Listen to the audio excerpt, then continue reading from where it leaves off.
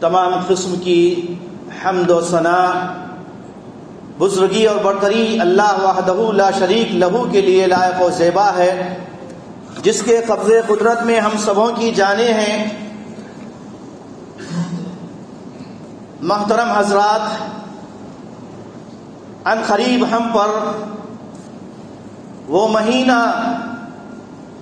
سایہ فگن ہونے والا ہے جس مہینے کی چاہت اور طلب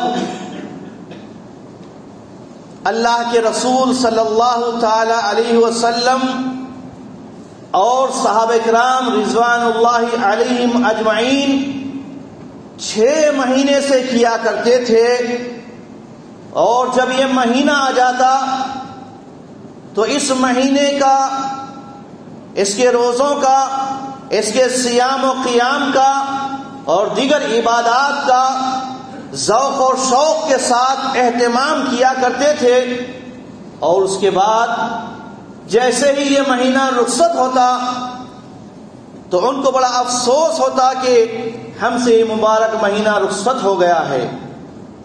لیکن اس مہینے میں جو کچھ انہوں نے سیکھا، تربیت پائی، لگ بھگ 6 مہینے تک اس کا اثر ان کی زندگیوں پر باقی رہتا۔ اس طرح سال کے 12 مہینے کے لیے یہ مہینہ بڑا ہی مؤثر، بہت ہی تربیت والا ہوتا ہے۔ محترم حضرات، آج ہم اسی مہینے کی آمد کا استقبال کرنے کے لیے، اسی مہینے کے اہمیت کو جانتے ہوئے اس کی تیاری کے لیے ہم آپ کے سامنے قرآن و سنت کی روشنی میں چند باتیں پیش کر رہے ہیں۔ میں اللہ تعالیٰ سے دعا کرتا ہوں کہ رب العالمین ہم سبوں کو ماہ رمضان کی برکتوں رحمتوں سے مستفید ہونے کی توفیق عطا فرما، اور ہمیں اس مہینے تک پہنچا دے جو مہینہ اللہ تعالیٰ نے جس کو سب سے بہترین مہینہ، تمام مہینوں کا سردار سید الشہور فرمایا۔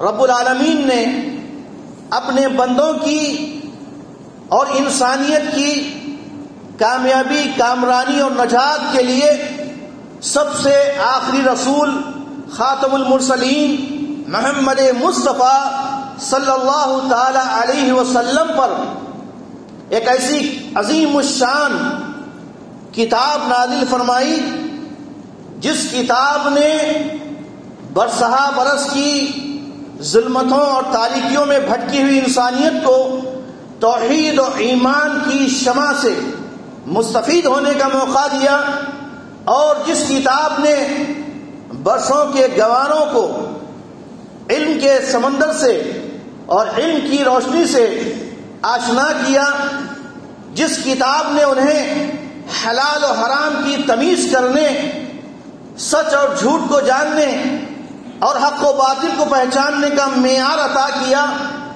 یہی وہ کتاب ہے جس کا ذکر کرتے ہوئے اللہ تعالیٰ نے فرمایا شہر رمضان الذی انزل فیہ القرآن۔ رمضان مبارک وہ مہینہ ہے جس مہینے میں اللہ تعالیٰ نے قرآن کریم کو نازل کیا۔ ھدی للناس، یہ کتاب، یہ قرآن مجید، یہ ساری انسانیت کے لیے ہدایت والی کتاب ہے۔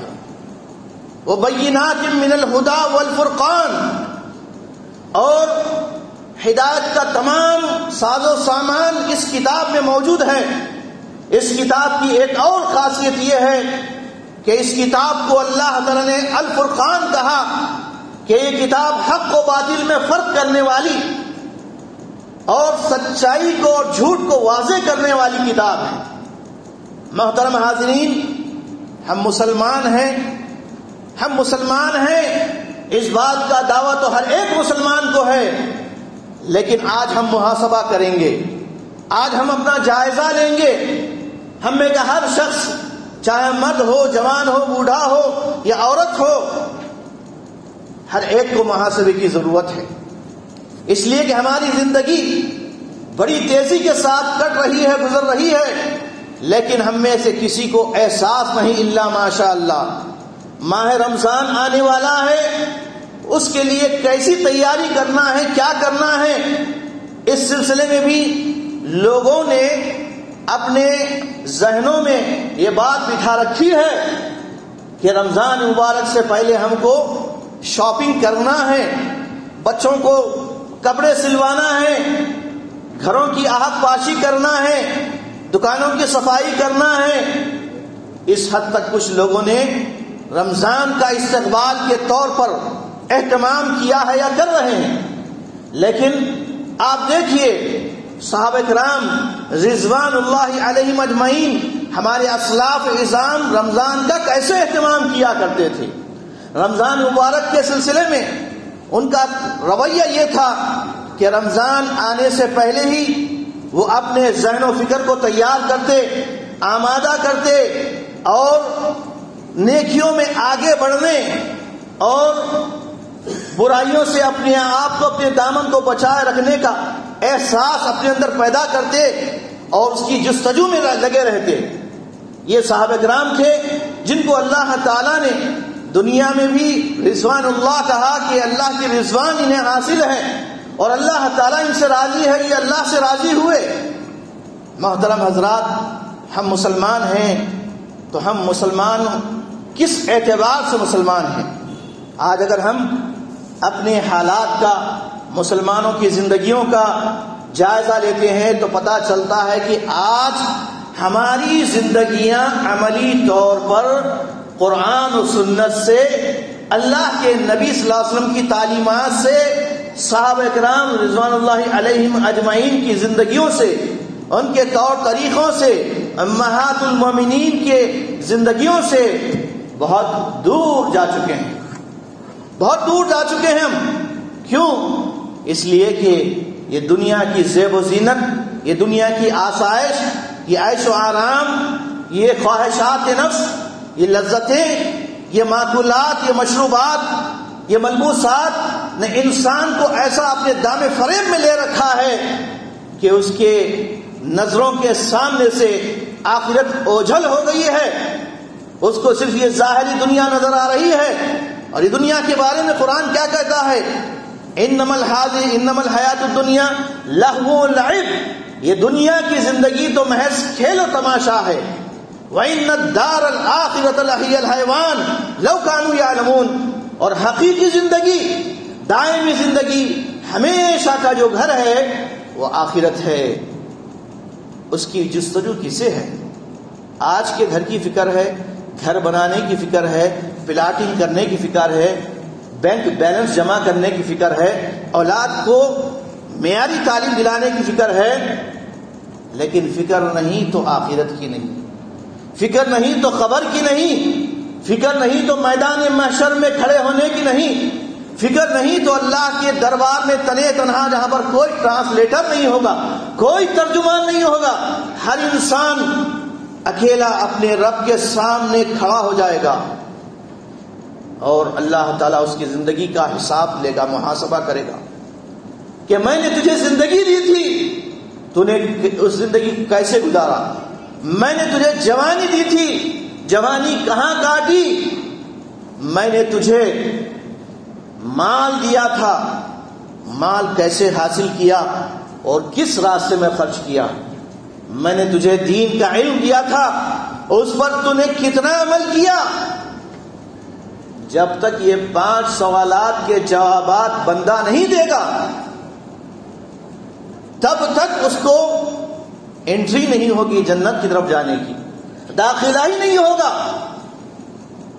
اس لیے اللہ کے نبی نے فرمایا لا تزال قدم ابن آدم حتى يسأل عن 5۔ ایک اور حدیث میں اللہ کے نبی نے فرمایا اغتنم 5 قبل 5، 5 چیزوں کو غنیمت جان لو، 5 چیزیں واقع ہونے سے پہلے۔ اپنی زندگی کو غنیمت جانو موت آنے سے پہلے۔ آدمی کب غنیمت جانے گا؟ جب اس کو احساس ہوگا، فکر ہوگی کہ موت آنے والی ہے، میں مرنے والا ہوں، کب آئے گی پتہ نہیں۔ یہ احساس پیدا ہو جائے تو وہ انسان برائیوں سے دور بھاگے گا، نیکیوں کی اسے فکر ہوگی، کیونکہ موت آنے والی ہے، کب آئے گی، کہاں آئے گی، کس حالت میں آئے گی پتہ نہیں ہے۔ تو 5 چیزوں سے پہلے غنیمت جاننے کا حکم دیا گیا۔ شبابی کا قبل حرمی کا، اپنی جوانی پہ تم تنتناتے ہو اور جوانی کے اندھے جوش میں تم اپنے بڑھاپے کو بھی بھول چکے ہو، لہذا اپنے بوڑھے ہونے سے پہلے اپنے شباب کو، اپنی جوانی کو غنیمت جانو۔ اور انسان کے پاس آج دولت ہے، پیسہ ہے، لیکن پتہ نہیں کب اس کا پیسہ اس کے ہاتھوں سے نکل جائے گا۔ کیا کچھ نہیں ہوا ترکستان کے اندر، سیکنڈز میں برسہ برس کی کمائی ہوئی دولت والا انسان، بڑی بڑی عمارتوں والا انسان 40 سیکنڈ کے اندر جو لکھ پتی تھا فقیر بن گیا، محتاج بن گیا، ایک وقت کی روٹی کا محتاج بن گیا۔ تو اس لیے اللہ کے نبی نے فرمایا کہ اپنے غربت سے پہلے اپنی مالداری کو غنیمت جان لو، وہ غنا کا قبل فقری کا۔ اور آج انسان صحت میں ہوتا ہے، تندرست وانا ہوتا ہے، تو اس کو بیماری کی اہمیت نہیں ہوتی، اس لیے اپنے بیمار ہونے سے پہلے صحت کو غنیمت جان لو۔ جو بیمار ہے یا بیمار برسوں سے بیمار ہے، فریش ہے، بستر پہ پڑے ہوئے ہیں، غذائیں سامنے رکھی ہوئی ہے، کھا نہیں پاتے، کھا نہیں سکتے، اس لیے کہ ڈاکٹرز نے پرہیز کرنے کا حکم دے دیا، یہ نہیں کھا سکتے، وہ نہیں کھا سکتے۔ اسی طرح انسان آج ایک اور 5ویں چیز جو حدیث میں بتائی گئی، فرصت کے لمحات کو انسان آج ضائع کر رہا ہے۔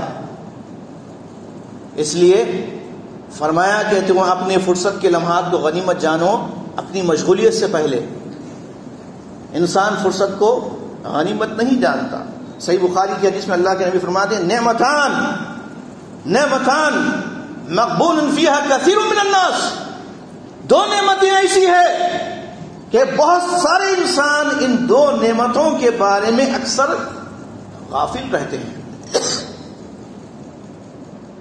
الصحت والفراغ، پہلی نعمت صحت اور دوسری فرصت کے لمحات۔ اور ہمارا شہر حیدرآباد تو اتنی فرصت ہے یہاں کے لوگوں کو، شاید میں نے کہیں نہیں دیکھا، ہندوستان میں بھی نہیں، باہر بھی نہیں۔ صبح مسلمان حیدرآباد کے لوگوں کی کب ہوتی ہے؟ 1 بجے، 12 بجے، 2 بجے دن میں، اور رات تو ہوتی نہیں، رات کو دن بنا دیا لوگوں نے، جبکہ اللہ تعالیٰ نے فرمایا وَجَعَلْنَا اللَّيْلَ لِبَاسًا وَجَعَلْنَا النَّهَارَ مَعَاشًا، ہم نے بنایا رات کو سکون کا اور آرام کا ذریعہ، اور دن کو معیشت کا، کمانے کا ذریعہ۔ اور تم نے کیا کیا؟ دن میں سو رہے ہو اور رات میں کاروبار، بزنس، کھیل تماشے سب چل رہا ہے۔ یاد رکھیے اللہ کے نبی صلی اللہ علیہ وسلم نے فرمایا، اللہ کے نبی دعا فرمایا کرتے تھے، اللہم بارک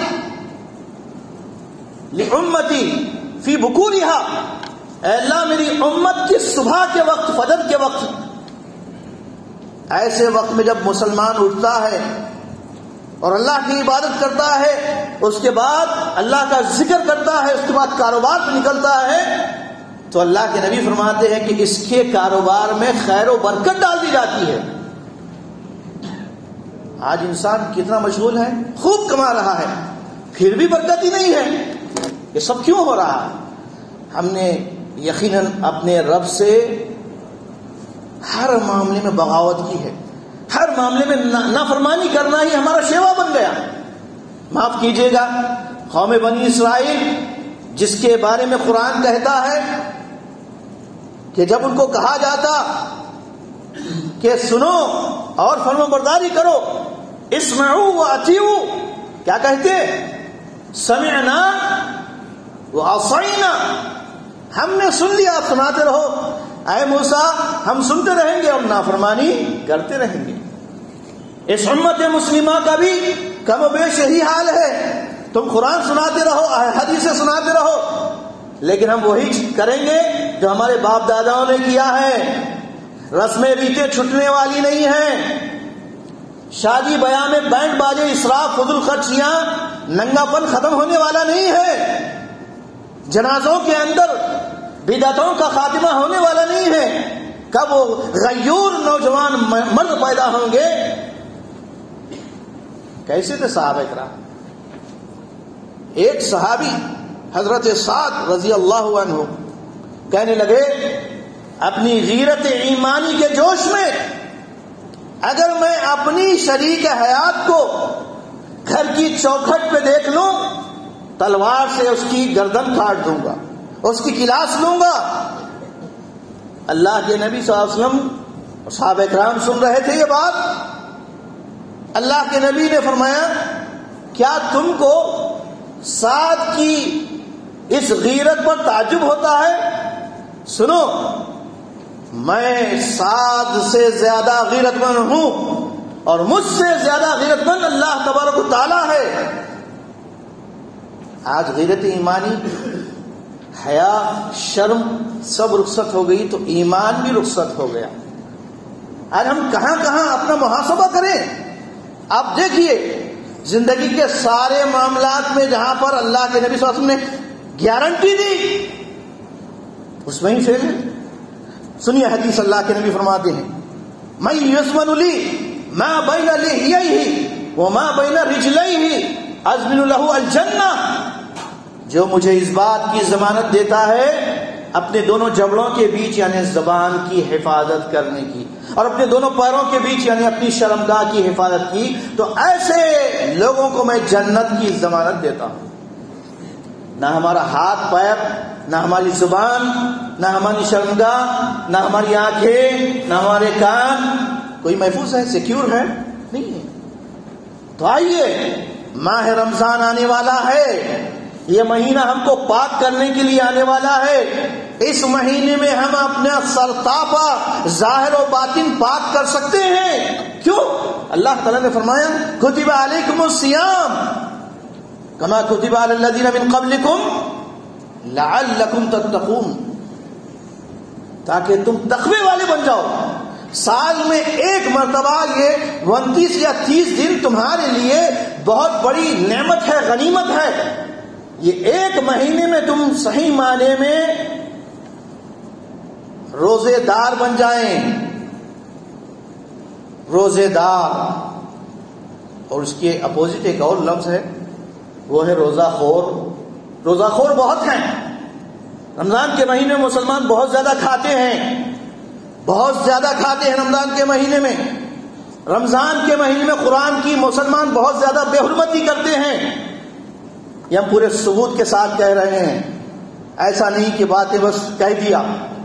آپ دیکھیے کیسی تراویح ہوتی ہے، شوق ہوتا ہے لوگوں کو، ایک دہا، دو دہا، شبینہ، ایک شبینہ، دو شبینے، لا حول ولا قوت الا باللہ۔ صحابہ کرام کیسے تھے؟ سورۃ البقرہ کو سمجھنے کے لیے صحابہ کرام کہتے ہیں صرف سورہ بقرہ سمجھنے کے لیے 2 سال لگے ان میں، اور آج ہم ہیں کہ ایک ہی رات میں قرآن کا خاتمہ ہو رہا ہے۔ رمضان کے مہینے میں کم خوری، کم کھانا اور زیادہ عبادت کرنا، یہ ممکن ہے۔ زیادہ کھائیں گے تو عبادتیں کم ہو جائے گی، آپ 2 رکعت 4 رکعت میں ڈھیلے پڑ جائیں گے، پھر تراویح جو ہے چکلے لگ جائیں گے۔ تو رمضان کا مہینہ آنے سے پہلے ہی ہم اپنے آپ کو تیار کریں۔ سال کے 12 مہینے میں اکثر ایام صحابہ کرام روزے رکھا کرتے تھے، تاکہ رمضان کا مہینے کے روزے رکھنا ان کے لیے آسان ہو جائے۔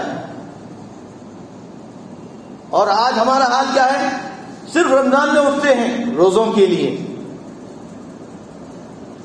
خیر ایسا نہیں ہے کہ صرف رمضان میں اٹھے۔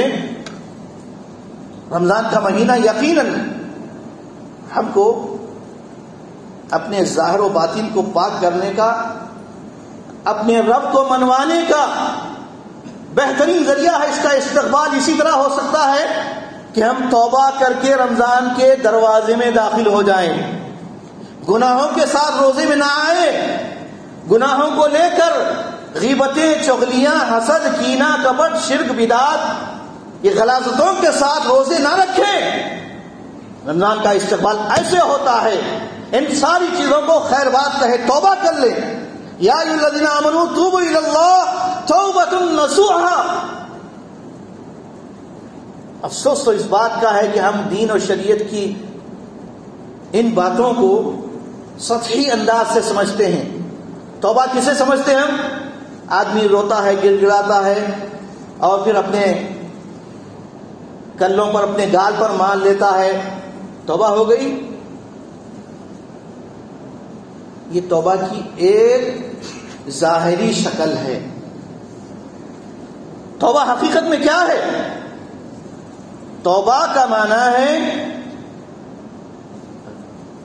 کہ گناہوں سے نکل کے رجع من الذنوب الی الخیرات والحسنات، گناہوں کو چھوڑ دینا، ترک کر دینا، گناہوں کو ترک کر دینا، چھوڑ دینا، چھوٹے اور بڑے۔ ایسا نہیں ایک طلاق دینا، نہیں 3 طلاق دے دینا، اسے مکمل طور پر چھوڑ دینا، کوئی گناہ ہماری زندگی میں نہ رہے۔ اب رمضان کا چاند دیکھنے کے ساتھ ہی ہم دعا کرتے ہیں، چاند دیکھنے کے بعد اللہ سے کہتے ہیں چاند کو دیکھ کر ربی اور ربک اللہ، ہاں، تو ہمارے اندر یہ احساس ہونا چاہیے کہ ہمارا رب ہم کو دیکھ رہا ہے، ہر حال میں دیکھ رہا ہے۔ اور ایک بات یہ بھی ذہن نشین کر لیں کہ اللہ تعالیٰ صرف رمضان میں ہی نیکیاں دینے والا ہے، دوسرے مہینوں میں دینے والا نہیں ہے۔ اس لیے 11 مہینوں میں الٹ پلٹ جو کرنا ہے کر لو۔ ایک مہینے میں بات تو حال یہ ہے کہ بھائی کچھ اگر کاروبار الٹے سیدھے ہوتے ہیں تو بولتے بھائی ابھی مت آؤ، افطار کے بعد آؤ۔ تو رمضان میں بھی دھوکہ دیتے ہیں، ابھی ہم روزے سے ہیں، افطار کے بعد آنا۔ تو کیا مطلب ہوا اس کا؟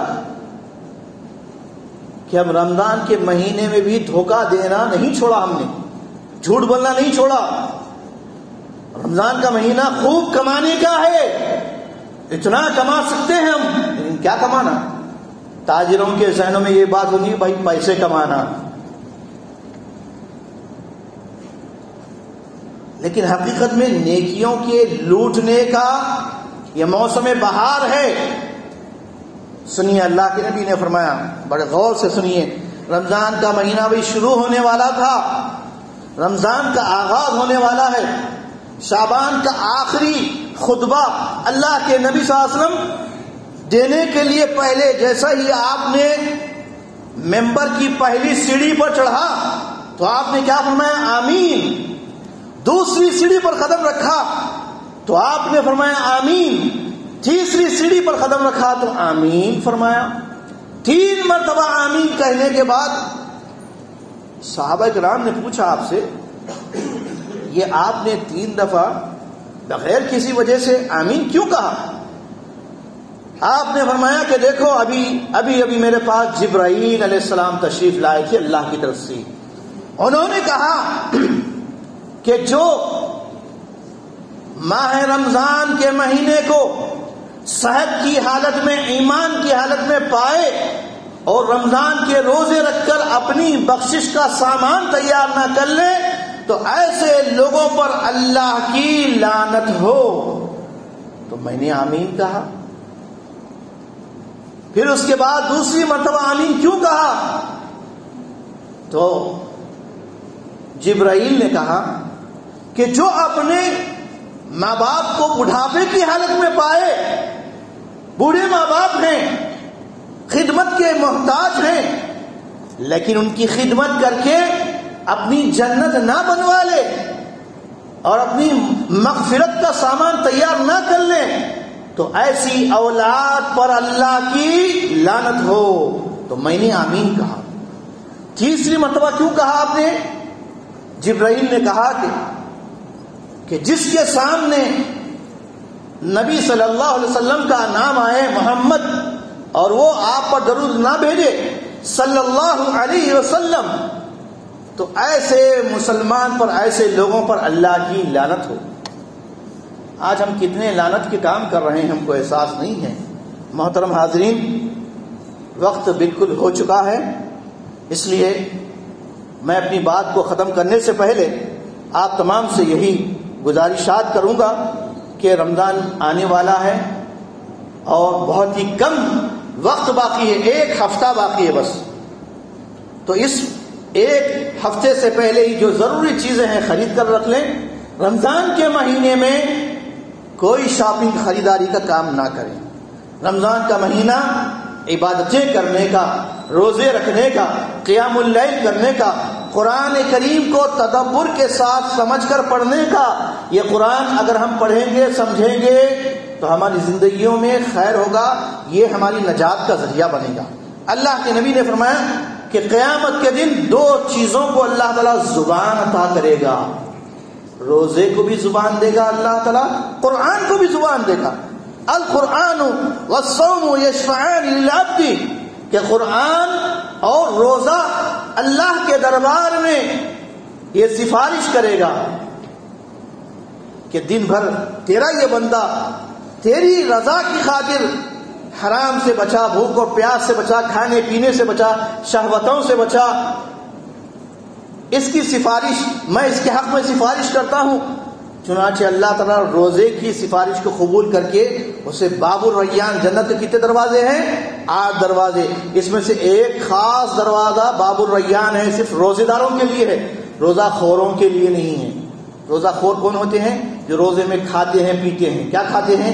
غیبتیں کھاتے ہیں، چغلیاں کھاتے ہیں، سمجھے آپ؟ اس سے روزہ پھٹ جاتا ہے، ٹوٹ جاتا ہے، برباد ہو جاتا ہے۔ روزوں کی حفاظت کرنا، بچانا اسے۔ انی امرؤ صائم، کہ بھائی میں تو روزے سے ہوں، گالی گلوچ سے بچنا۔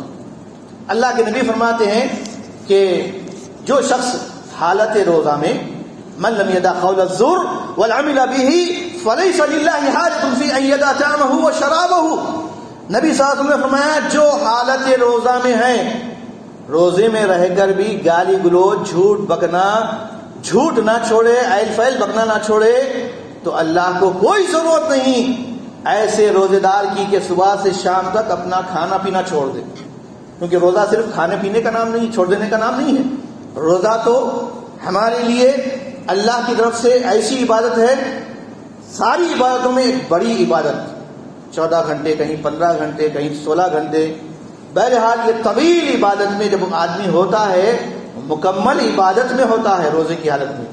اس لیے ہمارا سوچنا بھی عبادت بن جائے، ہمارا چلنا پھرنا بھی عبادت بن جائے، صرف سوتے رہنا نہیں۔ لوگ سمجھتے ہیں سونا بھی عبادت ہے، بلکہ زیادہ سوتے ہیں۔ کیا احسان کر رہے ہیں آپ؟ کس پہ احسان کر رہے ہیں؟ عبادتیں کیجئے، خیر خیرات کے کام کیجئے، صدقات کے کام کیجئے، انفاق کیجئے، جہاں ضرورت مند ہے آپ کے گھروں میں، آپ کے رشتہ داروں میں محتاج ہے، جہاں مساجد کی ضرورت ہے، جہاں مدارس کی ضرورت ہے، وہاں اپنا پیسے کو لگائیے۔ کل یہی روپیہ، یہی پیسہ آپ کو قیامت کے دن اللہ تعالیٰ اس کا جو اجر و ثواب دے گا کوئی اندازہ نہیں لگا سکتا۔ لیکن آج ہمیں فکر آج کی ہے، کل کی نہیں ہے۔ کل کی فکر ہونا چاہیے۔ کل کی فکر جب ہوگی تو ہم آگے بھیجیں گے، خیرات کریں گے، انفاق کریں گے، زکوٰۃ نکالیں گے، ڈنڈی نہیں ماریں گے، دین کے کاموں میں اپنے آپ کو پیش کریں گے۔ یہ ہوتے ہیں ایمان والے، یہ ہوتے ہیں مومن۔ میں اللہ تبارک و تعالیٰ سے دعا کرتا ہوں کہ رب